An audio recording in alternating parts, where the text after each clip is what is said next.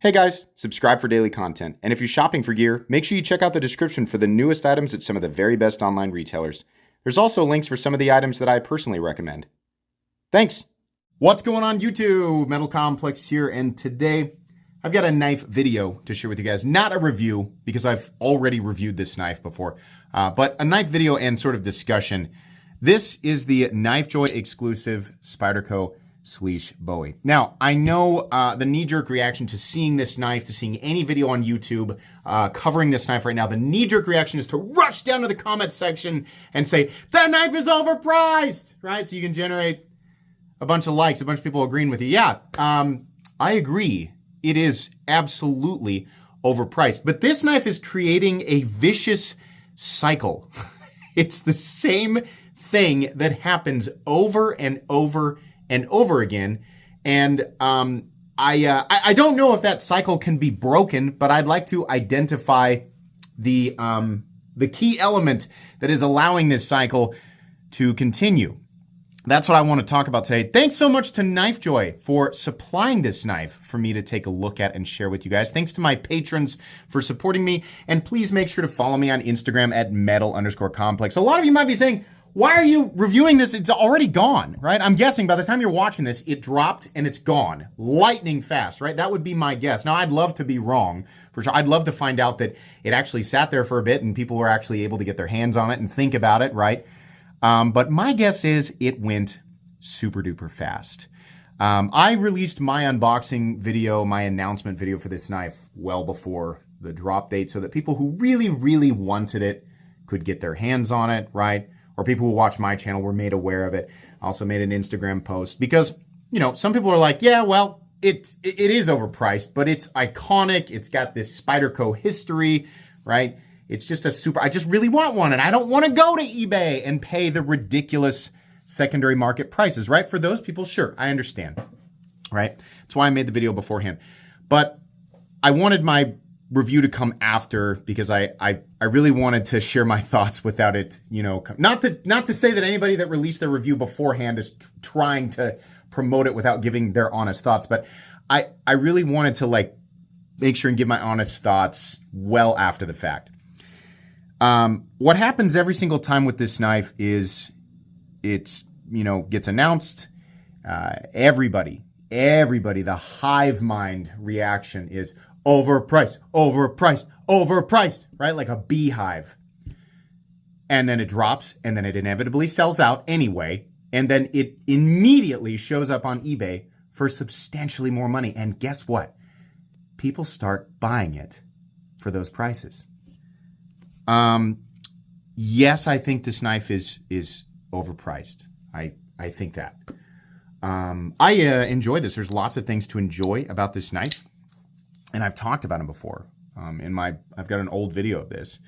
I am not necessarily the biggest fan of the blue blasting, and I also, I mean, you know, compared to the original, I'm not the biggest fan of the belt satin finish versus the really nice, like high polished, tumbled finish. Like it's kind of the same thing that comes on the Paisan, right?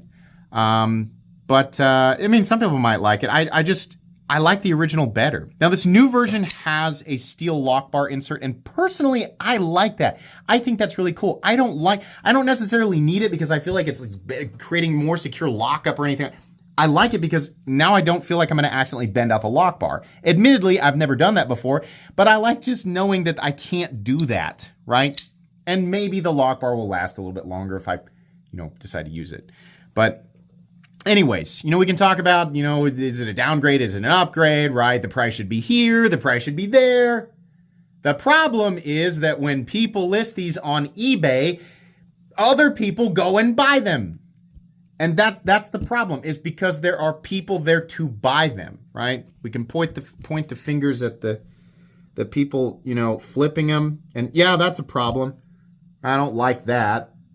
You know, but everybody has different opinions on that. You can, you know, I don't think it's fair to necessarily point the finger at KnifeJoy for, you know, doing another run. Like, I mean, it's cool that they did that. They did another run. Now there's more of them out there, and this one has an element that the old ones don't have.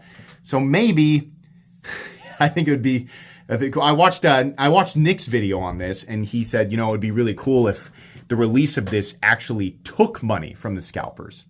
I like that. You know, if you're somebody who like buys knives only to flip them, and you're like, this is outrageous. It has devalued my investment. Patooey on you. Who cares what you think? I think it's kind of nasty to take knives and then flip them purely, you know, for profit. But at the same time, really, the finger I want to point the hardest is at the people who go and buy them. Why are you doing that? Why? Why are you allowing this market to exist? Just wait. Clearly, KnifeJoy will continue to do more runs of these. And again, I have to say this over and over and over again, right? I agree, it's overpriced. But it is the lowest price you will ever pay for this knife, like in terms of what KnifeJoy is releasing it at. Should that price be lower? Yes. Yes, absolutely. Go ahead, go down in the comment, find the one. It's right at the top. It's already got a whole bunch of likes on it. That knife is overpriced, right? Go ahead. I agree.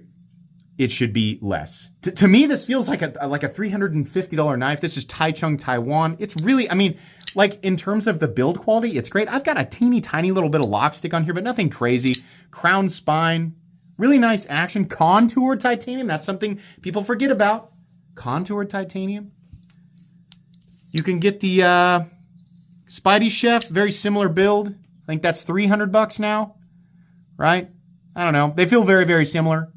I want to say the Spidey Chef is not contoured. Pretty sure that that's the case. Maybe I'm wrong, right? Contoured titanium, a lot of people say, I don't care about that. Well, it does actually cost more to do. Taichung, Taiwan, absolutely costs more money to create things there than it does in China, right? So we can't say, you know, I see titanium and M390 knives on Amazon that cost $150 or less.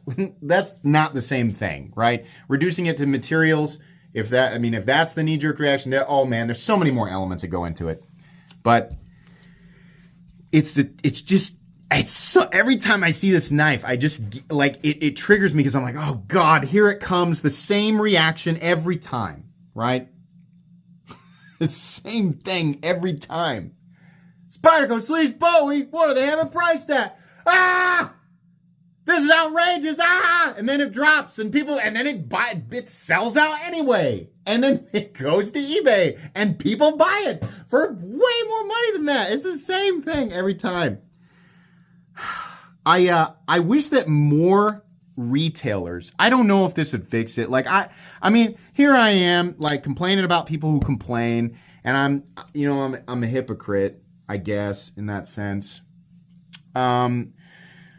The only thing that can stop this cycle is people recognizing, like, people who are just like, you know, the FOMO crowd. They're like, oh God, that dropped again? Oh, crap, I really wanted one this time. Oh, I missed the drop, or I was at work, or I couldn't get, because I didn't have the funds ready. Like, there's a million reasons. I get it, right? And you go to eBay and you look it up. I have no idea what these are for on eBay right now, because I'm not gonna flip mine or anything like that. No idea. But you go to eBay and you see the price and you, stupid. I didn't buy it. I'm not paying that. I'm not paying that much. Nope, not doing it. I don't know about most, but a lot of people won't. A few people will still go back. Enough people will still go back and buy them on eBay, right? It tells those flippers, like, hey, people are actually willing to spend this money, right? And so the prices remain the same. And then the pricing, as far as the retail end of it goes, is up higher than where it probably should be, because the demand is so crazy for this, right? Supply and demand. I'm sure there's a paragraph or two down in the comment section attempting to educate everybody on supply and demand, right? Yeah, sure. You can make it that simple. Absolutely, right? So, I don't know what is limiting or stopping other retailers from doing their own version of this. Like, I'm pretty sure this is an 11-year-old knife, right? When did this come out? Was it 2013 or was it before that? Maybe it's older. Maybe it was 2010, 2011. I honestly can't remember. It's been a long time. We've seen, like, a lot of people say this knife was like under celebrated originally. And then it got really, really popular. And the demand for it went like through the roof. And KnifeJoy has done a version of this already, like years ago. And everybody saw it. Why aren't other retailers doing their, maybe I'm missing something. Why aren't retailers doing their own exclusive version of this and getting more of these out there, right? It's like Nick said, this was expensive on KnifeJoy's end. They had to invest a lot of money. So maybe retailers know, like, it's like if we're going to order enough to like not make everybody mad, because that's something that'll happen no matter how many they buy. Right? Number one, they have to, like, Spyderco probably says, like, okay, we have a limit to how many of these we can make, right? And so say DLT or Blade HQ is like, we'd like to order this many. And Spyderco's like, we can't really do that because we're making X amount of this, X amount of that, all this other stuff, right? So you can order X amount. And I'm just speculating here. And Blade HQ says, I don't know, that's not really enough. Like, that's, how we're going to have to price them. People are going to go in and buy them lightning fast, then everybody's going to be mad at us, right? I don't know. I don't know what's keeping, but I feel like factually, the more of these that get out there, the less demand there is for them and the less incentive there would be for the flippers, right? No, I don't mean people who sit and flip knives. Like, that's all of us. I mean people who buy knives with it's like exclusive intention of, profiting on the secondary market. It would create less incentive for them to do that, right? I am certain that there's just more information that I'm not aware of. There's other blockades. If the blockade is that large retailers who can afford to buy these massive runs or massive to purchase these runs of these knives and do their own exclusive version, right? If those retailers are afraid of upsetting their customers because they didn't get enough, and the ones that they got, they had to price them a certain way, right? That's already going to make everybody mad. Let's be honest. Even if they price this thing at $300, that's still going to make a bunch of people mad. So they have to deal with that. The natural, it's just no matter what we do, people are going to be mad about this. There's going to be tens of thousands of people who have no intention of buying this knife anyway, who are just ready to jump on the bandwagon and complain, right? And I know good and well that there are people watching this right now who are a part of that crowd, and you've probably never stopped to ask yourself, am I even somebody who would consider buying it if it was the right price? And you might not be, right? You have to ask yourself. And I know that's the case. I'm not necessarily here to come down on people like that. I'm just pointing that out, right? Sometimes you just can't make everybody happy. But again, if they can't get enough of them, then it might not be worth the backlash. Right? Because everybody's ready to explode on social media, right? That's just the weather right now. So I don't know. I'm sure a lot of people are watching this and are just like, I don't want to waste my time going and watching your old review. Why haven't you done specs on this? Why haven't you done this or that? Because everybody and their mom and their mom's dog and their mom's dog's fleas have done a review on this. You can throw a rock in any direction on the internet and find a super lengthy, comprehensive review on this thing. It's pointless to re-review this. But I don't know. I think this is a cool knife, and it's a great EDC. I am bothered personally to get to the part where I give my opinion on the knife itself. I think it's great that we can thumb flick it. I always expect Spyderco knives with the hole to be able to be reverse flicked, and it drives me insane to have the non-show side of the knife not granting full access to the mechanism or the hole in this case that is designed to allow you to open the knife. That's annoying. I also think it's kind of a slap in the face to put a wire clip on a knife that costs $450. I mean, I just think that's gross, but some people love the wire clip, and yeah, you can get the aftermarket clips for these that are a little bit nicer quality. This one is centered, right? The action feels great. The lockup is great. The edge geometry is fantastic, right? It's a great EDC knife. I think the original looked much, much better. I absolutely agree with Nick on that one. The semi-mirror polishing on the blade is wonderful. I'm not a big fan of this blasted blue jeans look. It just kind of looks like a dull blue, and it's not my favorite thing in the whole world. But this is obviously not stopping people from buying it, who, number one, just want to have it, and it is clearly not stopping people who know that the secondary value will be even higher, right? It's not stopping them, and it's apparently not stopping the people who are willing to buy it. That's the problem. That is the problem, right? It's so easy. It's the easiest thing in the world to just be like, the knife is overpriced. I'm helping. You're not helping by screaming. Yes, of course, right? That's nothing. It's part of the vicious cycle, is to say just screaming the same thing over and over again. Oh man. The issue is that people are still willing to buy them on the secondary market, and they just want it that bad. So I don't know what needs to happen to get more of these out there, right? I don't know what incentive needs to be created for retailers to request that Spyderco do an exclusive run for them. I don't know, right? Again, it's probably something that I'm not aware of. There's probably some other limitation that's just not well known. But that's the only thing that's going to stop it. Boycotting Spyderco and screaming on social media and doing the price is not going to come down by that, right? Just slamming your fists on the table and stomping, and you could stand on the corner and write, I hate Spyderco on a sign, or you can write that. You can do that. It's not going to do anything. It's not going to do anything. I agree. I don't hate Spyderco. I'm sorry. I agree that the knife is overpriced. But that's not going to do anything. In fact, this is a point that I've made. When the thing is already popular, screaming about it and complaining about it is only drawing more attention to it, right? So it's kind of like what happened with the, if anybody remembers I'm getting way off topic here, but the Harry Potter game that had the big controversy. Now, I'm not going to weigh in on that discussion, but I'm going to reduce it to a simple point. It already had a massive fan base, right? Massive. And there was this huge campaign of people who were really upset about it. And this explosion of attention and the controversy and people, stomping their feet and slamming their fists, it resulted in the game selling an enormous number of copies. It ensured that the success of that game, right? The attention, the popularity of this is already huge. So screaming and yelling and complaining is not doing anything. It's like a unnecessarily passionate video about this, but I'm telling you, like, that's, as soon as I saw that this was announced, it was like, this was the exact reaction. I was like, oh, that's right. I get excited for a moment and I go, oh, that's right. Like, because the reaction to this is inevitable.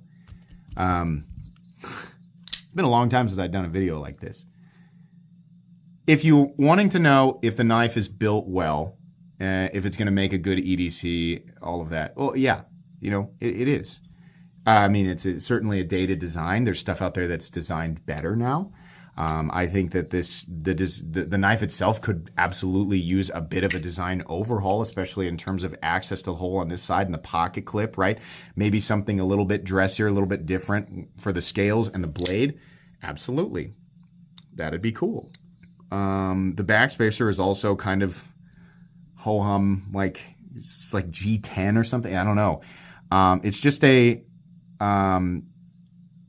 a knife that is insanely popular, and it almost doesn't. It seems like it doesn't matter what variation of this comes out. It's just going to be that way for a bit until we get enough of them out there that the popularity dies down and the incentive for people to flip them is not as high, right? We want the popularity of this to go down so that it's easier for people who actually want to have it for whatever reason, whether you're going to use it, you're just going to put it up on a mantle and look, it doesn't matter, right? For those people, something needs to happen to where they can do that, right? Now, nothing is going to bring that price down. Not with it. I know people don't like the word inflation, but hey, it's not, the price isn't coming down. What needs to stop is the secondary market stuff, right? And there's a number of, this isn't the only knife where that needs to happen, right? But like, Hinderer knives increase their production capacity. I'm not saying it's a direct and perfect example, but Hinderer knives are getting easier to get again, finally. But it's because they're able to produce more, I have to assume, versus, a few years ago, right? more retailers getting them. More people, the people who wanted just one, finally got it, right? So secondary market prices have gone from WTF to, you know, there's more of them out there on the secondary, and their prices are down, right? When they drop on retailers, it takes a little bit longer for them to sell out. This is good. This is what we want, right? Cool knife. Nothing spectacular. Certainly not a $450 knife. In an ideal world, it would be $300 to $350, but we don't live in an ideal world. So that's what I think. I got this knife for free. KnifeJoy did not pay me to do this video. They just gave me one of these knives and said, would you tell people when it's going to release? And then you can say whatever you want. I like the KnifeJoy retailer a lot. I think they're a great retailer, and that's definitely not who we should be pointing the finger at. No. Yeah, that's what I think. So like I said, if you want specs and all of that, you want the full, you know, review experience, and you can go back and watch mine or any other. Nick has a fantastic review on the original one. That's what you should watch. That's my take. Like it, don't like it. That's what I think about this knife. Thank you to KnifeJoy for allowing me to share this with everybody and speak my mind. Please make sure to follow me on Instagram at metal_complex. If you enjoyed this video, leave a like. If you'd like to check out my other content, I do, of course, have lots of videos of knives that are either expensive or inexpensive that I do or don't like, so check those out. And if you enjoy all my content, go ahead and click on that Metal Complex logo right there and subscribe, because there's definitely more coming. Thanks again for watching, everybody, and have a great day.